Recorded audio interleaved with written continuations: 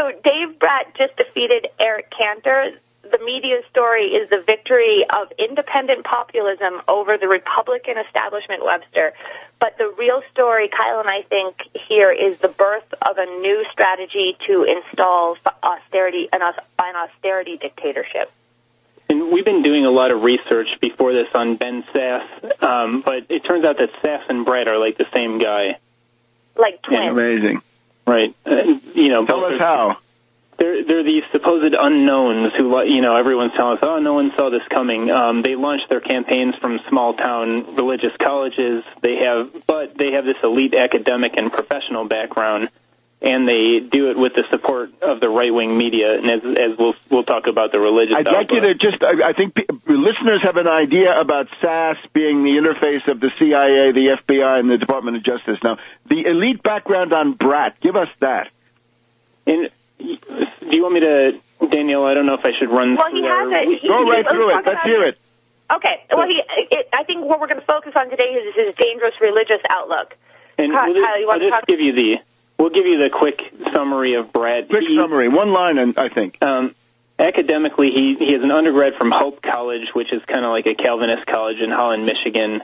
He gets a Master of Divinity from Princeton Theological Seminary, and then a Ph.D. in economics from American University. And he has these published works with titles like Can Theological Types Handle Usury and Capitalism, and an analysis of the moral foundations of Ayn Rand. And he has an interesting professional resume, too, that involves the World Bank, USAID, Arthur Andersen, a lot of these similar government institutions, NGOs, and some Wall Street institutions just like that. And I think also the Army Research Center or Army Research Institute, that's got to be something nefarious. Yep. And the Cato Institute, of course, paid for by the Koch brothers initially, and the main Center for Libertarians. Let me just also add, the Princeton Theological Seminary is the starting point for fundamentalism in the sense that they are the ones who many decades ago put out a series of papers called The Fundamentals, meaning the common basis of what they call Christianity. I would call it something else, but the fundamentals, in other words, it sounds like it might be Eastern and liberal, but it's fundamentalist. Yeah, and hopefully we'll get into Princeton. I think the best term for what we're dealing with here is theocratic libertarianism. On the left, all right. Some people are going to be worried by the fact that these guys are unabashed Christians, but that's really not it. As you say, they're very anti-Catholic. I think we're looking at a wildly anti-Christian doctrine. Webster, I don't know if you remember this, you did a Christmas show a couple of years ago where you talked about the significance of Christ coming into the world and what that meant for, humans, for the duty of humans to develop the world. I think Sasse and Brat and this whole school thinks that God austerity is the antithesis of anything that Christ preached in the Gospels. Right. And Sasse and Brat think that God hates humanity and that Christ is like a human sacrifice to save this select group of Calvinists from damnation. Which, of course, is the Calvin view, and it's the Jonathan Edwards view, right? The sinner's in the hands of an angry God. God hates you, and he's just about to pitch you into the inferno. Do something quick. Right, and just like the Puritans in the 1600s that, paved the way for the British and Dutch empires, this whole thing, I think, it's an excuse to loot the population. It's just a pretext. People think that Obama is the fascist, but we say get ready for Sasse and Brat, because this is real historical fascism. Webster, as Upton Sinclair said, fascism wrapped in a flag, a cross. And it's funny because the media can't figure out what to do with Brat. He talks about Christian capitalism, and his PhD dissertation argues that industrialization, scientific advancement, and economic prosperity are all thanks to Calvinism's victory over the Catholic Church. And remember, in Brat's acceptance speech, he credits God to his primary win. And under that speech, I saw a big truck driver commenting on YouTube. He said, only a courageous man speaks about his faith in public. And that made me afraid now people will get tricked by Sasse and Brat and project their own values onto them.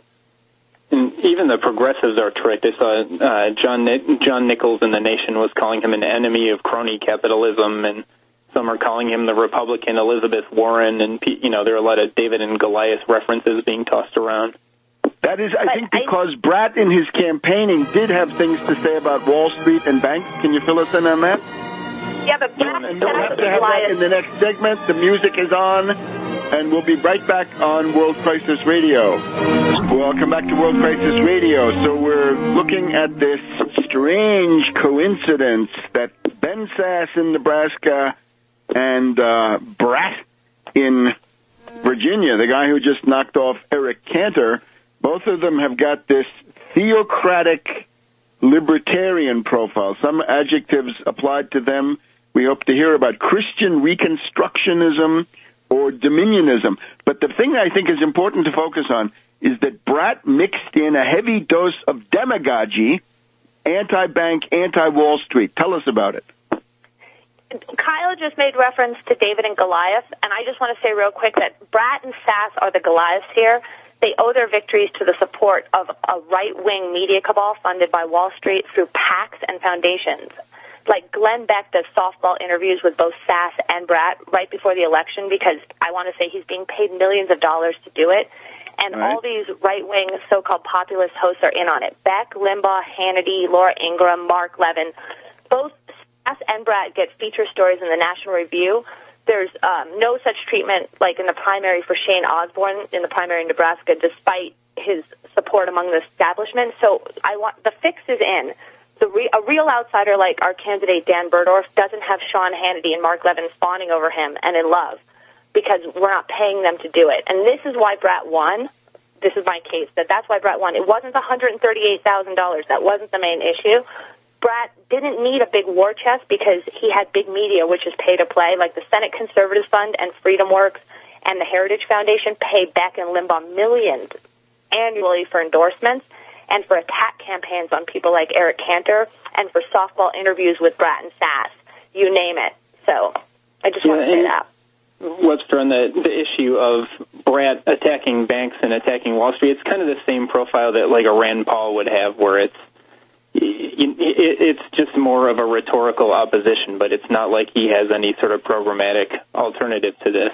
Of course, I guess it focuses on this bailout. He's attacking Cantor for voting for the 2008 bailout. Yeah, and I think he mobilized even a lot of Democrats in the district because it was an open primary to come out and vote against Cantor. So we'll see if he can even win the general election. And speaking of, Danielle was talking about this pay-to-play thing. You have to wonder how deep it goes. I read Kurt Nimmo at InfoWars had this story yesterday called "Democrats Waste No Time Attacking Dave Brat," and he subtitled it "Libertarianism, especially when infused with Christianity, is violently rejected in Washington." But these are incompatible. I thought last week that InfoWars would come out for these insiders, like they did for Rand Paul. This has changed.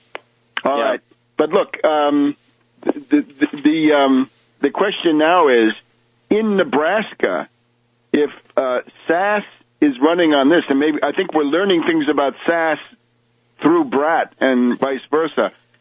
The percentage of Catholic voters in Nebraska is surprisingly high, and 25%. To the extent that these characters, Sasse and Brat, apparently believe that the Pope is the Antichrist and this entire idiotic catalog of insults, right?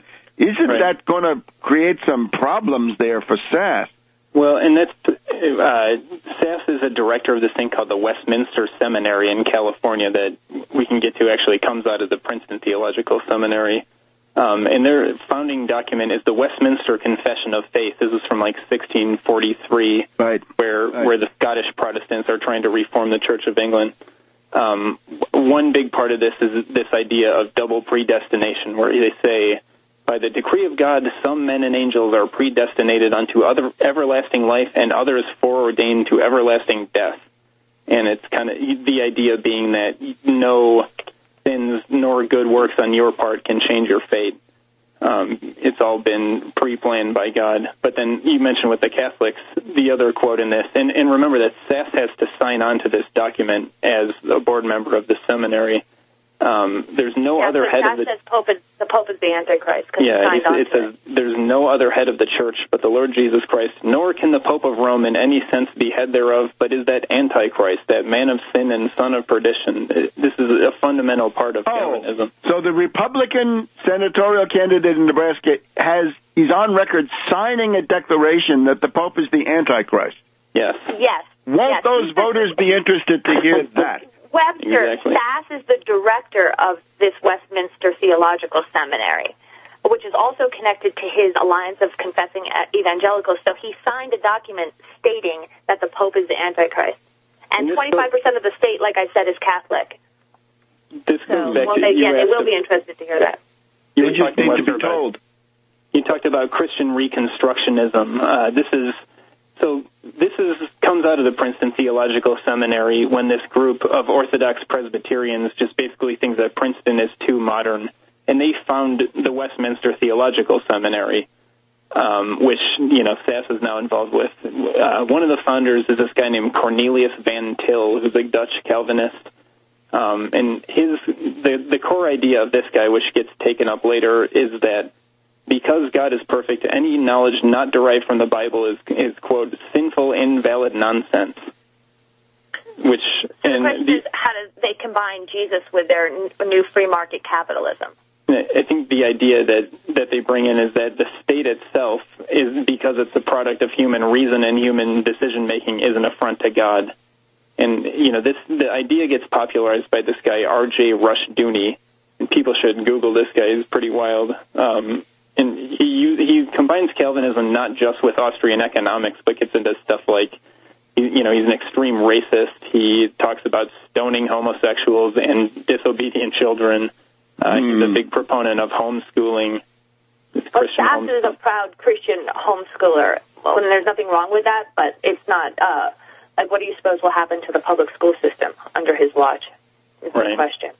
These are, of course, very, very serious and shocking things. Just from a political point of view, even, 120 years ago in the United States, I'm thinking of a Republican candidate who was defeated because he went around yelling about Romanism and rebellion, and the Romanism was the Catholic Church, and that sealed his doom in a couple of key states. I also recommend, if people want to get a kind of a lighthearted perspective on this stuff, there's a nice little poem by Robert Burns of Scotland, right? And we're concerned about Scotland. We hope they don't make some terrible mistake here in the next few months. But it's called Holy Willie's Prayer. And Holy Willie is a Calvinist divine of the Church of Scotland, right? Presbyterian.